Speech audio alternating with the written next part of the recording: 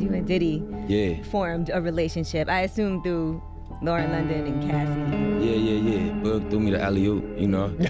Oh, you hooked you up with Lauren? No, I'm saying Lauren introduced me to Puff. Puff. Really? Puff pulled me aside and was like, look, Boog, you have showed everybody what it looks like to hold a man down and to love him. Now show them what it looks like when it all crumbles. And Nip had no ego. So, you know what I'm saying? Like Nip came to me and said, I want you to mentor me. You know, I want to get into real estate. I want you to teach me all your, you know what I mean, like your business secrets. You know what I'm saying? I was like, whenever you got questions, pull up. Kind of going hard at Nipsey, you said that there's a gay sex tape and like that. Yo, Vlad, one thing you better not never do is question what come out of my mouth. You worth a lot of money. I got $5 million. You want to bet? Where it came out. It's only because of me that the damn tape still ain't came out today. So Lauren London's name has now popped up in Diddy's ongoing lawsuit, and naturally, everyone's wondering, what does she have to do with this massive federal case? See, Lauren used to be pretty close to both Diddy and Cassie back in the day. Back there, Lauren, I cracked you up.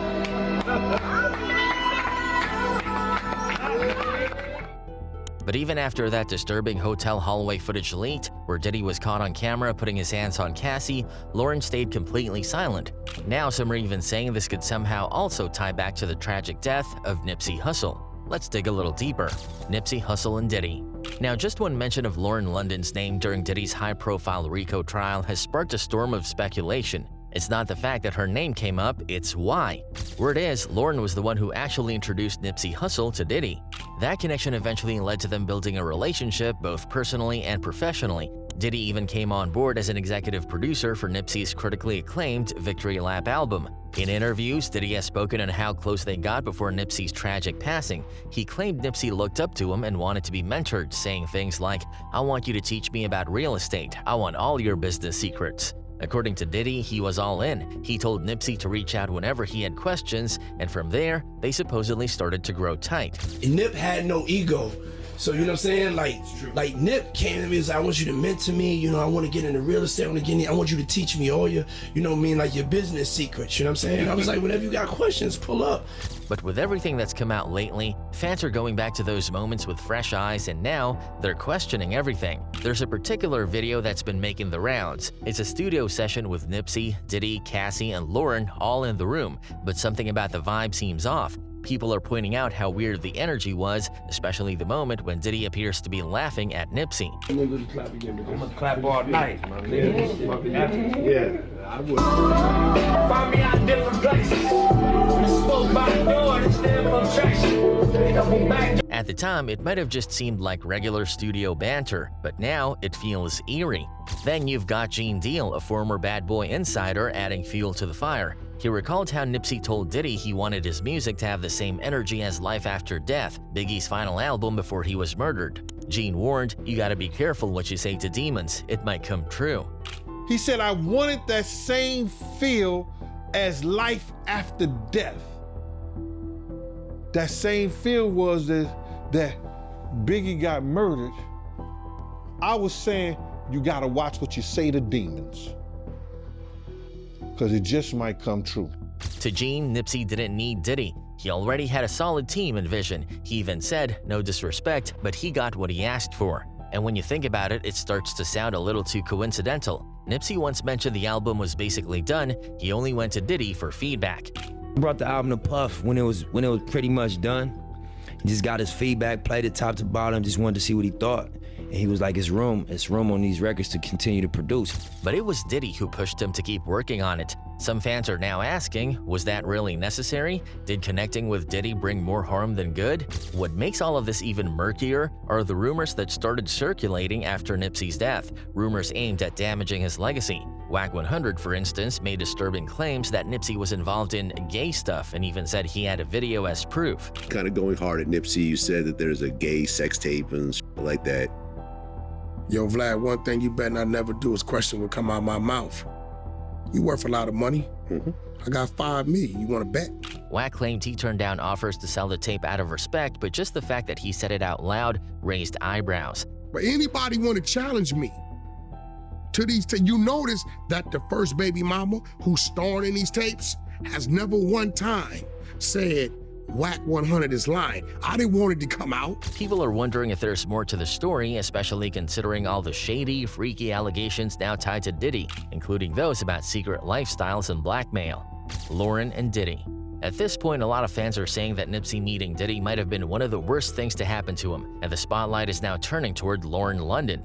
People can't wrap their heads around why she would introduce someone like Nipsey, who had so much purpose and integrity, to a man with a reputation like Diddy, especially considering how close Lauren was with Cassie, and all the abuse Cassie reportedly went through during her time with Diddy. It's hard for fans to believe that Lauren didn't know something, if not everything, about the situation, and if she did know, why connect Diddy and Nipsey at all? That's the question buzzing all over social media, because when Cassie finally went public with her disturbing allegations against Diddy, fans started watching Lauren closely, and what stood out was her silence. No post, no statement, not even a vague message of support. And the internet, being what it is, took that silence and ran with it. Now everyone's wondering, is she staying quiet just to avoid the mess, or is her silence actually a form of loyalty to Diddy? That question got even louder as folks started revisiting her 2022 interview on Angie Martinez's IRL podcast. In that sit-down, Lauren mentioned that Diddy had pulled her aside during Nipsey's funeral and gave her what he considered a pep talk. He called her Boog, which was Nipsey's private nickname for her, and told her, "You've shown everybody what it looks like to hold a man down and to love him. Now show them what it looks like when it all crumbles. That's your responsibility." Puff. Really? Puff pulled me aside and was like, "Look, Boog, you have showed everybody what it looks like to hold a man down and to love him. Now show them what it looks like when it all crumbles." At the time, it might have seemed like Diddy was just trying to comfort her. But in hindsight, fans are calling that moment unsettling. Like, why was Diddy even using Nipsey's personal nickname for her? That felt too intimate, too familiar. And now that he's under federal investigation, it comes off like a red flag, which brings us to the bigger question. Will Lauren ever speak out, or better yet, will she ever testify? There's talk going around, but most people believe it's highly unlikely she'll show up in court. Still, it's hard to ignore her absence in all of this, especially when other celebs are stepping forward. Kid Cudi testifies. Take Kid Cudi for example. He showed up to court and gave his testimony against Diddy, and just from the way he walked in, you could see the weight on him. He looked exhausted, pulled out a cigarette like, "Alright, let's get this over with." Cudi, did he do it? So for folks who might not know the full story, let's break it down. Back in 2010, during what Cassie described as a break in her relationship with Diddy, she actually started seeing Kid Cudi, and the whole thing might have never happened if Diddy himself hadn't introduced them. Apparently, Diddy reached out to Cudi to help with Cassie's music career, and in the process, Cassie and Cudi's work relationship started turning romantic. It didn't take long before they were actually dating. But when Diddy found out, he lost it. According to Cassie, Diddy went full-on scorched earth. He allegedly threatened both her and Kid Cudi's lives, blackmailed her with explicit S-tapes he had of them, and even went as far as to extort Cassie's mother. She claimed that she had to pay Diddy $20,000 to keep him from doing something reckless, either to her or to Cudi, or from leaking those tapes. And here's where it gets darker. Ventura's mother also telling the jury she took out a loan to pay Combs a $20,000 that he demanded to recoup money that he had spent on her, saying she was scared for her daughter's safety. Diddy allegedly told Cassie he was going to have Cudi's car blown up and that he'd conveniently be out of the country when it happened. That way he'd have an alibi. This wasn't just gossip. Cassie laid all of this out in an email she sent in December 2011 to her mother and Diddy's assistant, Capricorn Clark. She used the alias Veronica Bang in the email, but it was definitely her. She wrote, "The threats that have been made towards me by Sean Puffy Combs are that he's going to release 2 explicit S-tapes of me, one on Christmas Day, maybe before or right after, and another sometime soon after that. He also said that he will be having someone hurt me and Scott Miss Cudi physically." He made a point that it wouldn't be by his hands. He actually said he'd be out of the country when it happened. Prosecutors have been using this as part of their case to support the racketeering charges against Diddy, pointing to it as a clear pattern of threats, coercion, violence, and even arson. Because yes, Kid Cudi's car really did get blown up. And according to Cudi himself, that wasn't even the worst of what happened to him. When prosecutors questioned Cudi, they started by asking him if anything happened at his home back in December 2011, and Cudi confirmed yes, there was a break-in. He said Cassie had called him super early that morning, around 5:30 or 6 a.m., and warned him that Diddy had found out about them. She was clearly panicked and asked him to come pick her up, which he did. He said that day actually started with a call from Cassie herself about 5:30, 6:30 in the morning.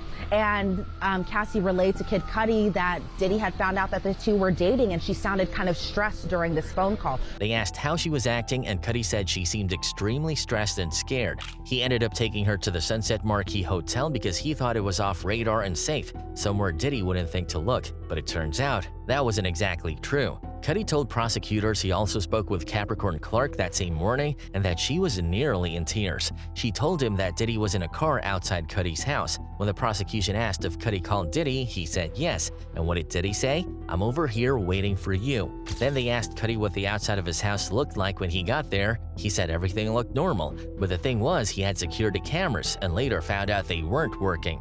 He said the security cameras around his place had been tampered with, moved from their usual positions, and some luxury gifts he'd gotten from Chanel had been opened, like someone had gone through them. Even more alarming, his dog, who usually had the freedom to roam the house, was locked inside the bathroom. That was way out of the ordinary. So Kid Cudi could verify that Sean Combs, aka Diddy, aka Puff Daddy, whatever we're calling him, was inside his home when he wasn't there. He said gifts were open on the kitchen counter, stuff was pretty expensive, it was from Chanel, and that his dog, surprisingly, was locked in the bathroom. After this break-in had happened, that his dog became jittery and was always on edge at the time. When the prosecutors asked how he normally treated the dog, Cudi said, "I always let him roam. I've had him for 3 years, he's like family." Then they asked, "Did you notice any changes in the dog's behavior after the break-in?" Cudi replied, "He was on edge, jittery all the time." That one answer said a lot. People close to the case believe whoever broke into the house might have messed with the dog, maybe even hurt or poisoned it. The dog clearly went through something traumatic, and while there's no proof it was Diddy, the timing, threats, and context all made people suspicious.